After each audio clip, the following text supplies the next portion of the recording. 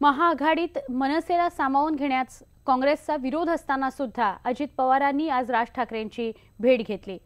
उभयतांच्या या भेटीमुळे मनसे आणि राष्ट्रवादी काँग्रेस यांच्यात छुप्या समझोता तर नाहीये ना, यासंबंधीच्या चर्चांना पुन्हा एकदा उधाण आलं।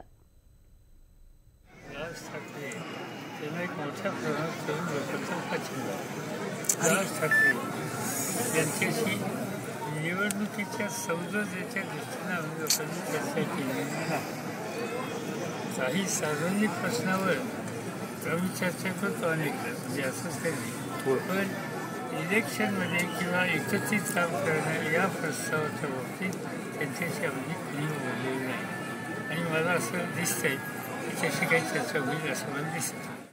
शेवटी प्रत्येक जण काही ना काही मतं त्यांच्या विचाराची असतात।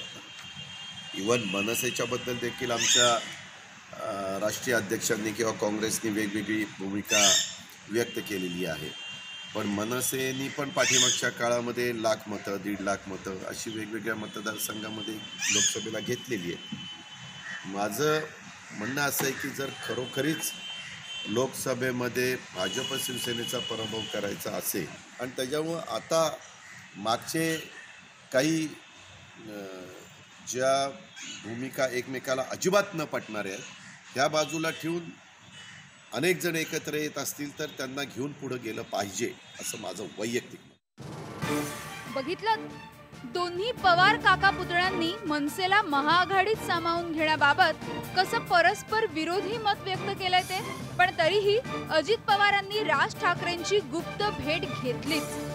या भेटीबाबत दोन्ही बाजूंनी प्रचंड गुप्तता पाळण्यात आली। दादर मधील एका मनसे कार्यकर्त्याच्या घरी ही भेट झाली। साधारण 1.5 ते 2 तास हे दोन्ही नेते एकत्र होते। असं म्हटल्यावर त्यांच्यात निश्चितच फक्त हवा पाण्याच्या गप्पा झाल्या असं समजायचं काहीच कारण नाही। थोडक्यात काय तर उघड युती होऊ शकत नसेल तर मग परस्परांना छुपी मदत मात्र नेमकी कशी करायची यावर उभयतांमध्ये नक्कीच चर्चा झाली अशी शक्यता नाकारता येत नाही। असो, पण आपण मनसे आणि राष्ट्रवादीत छुपा समझोता नेमका कसा होऊ शकतो यावर एक नजर टाकूयात। मनसे महाआघाडीला छुपा पद्धतीने मदत करणार? ज्या जागांवर मनसे उमेदवार उभा करेल तिथे महाआघाडीचा दुर्बल उमेदवार उभा केला जाऊ शकतो। लोकसभेत मनसेने केलेल्या या मदतीची परतफेड विधानसभा किंवा विधान परिषदेच्या रूपात परत केली जाऊ शकते। 2014च्या निवडणुकीपूर्वी मनसेचा आलेख घसरला असला तरी तरुणाईमध्ये मात्र राज ठाकरेंविषयीचं आकर्षण कायम आहे आणि दोन्ही पवारांना ही बाब मान्य आहे। म्हणूनच उद्या पुढे जाऊन समजा राष्ट्रवादी मनसेत पडद्यामागे एखादा छुपा समझोता झालाच तर अजिबात आश्चर्य वाटायला नको। किंबहुना या दोन्ही नेत्यांमधली ही गुप्त भेट त्याचीच तर नांदी नाही ना, असं म्हणायलाही वाव आहेच। बघूयात नेमकं काय होतंय। Bureau report, news 18 Lokmat, Mumbai.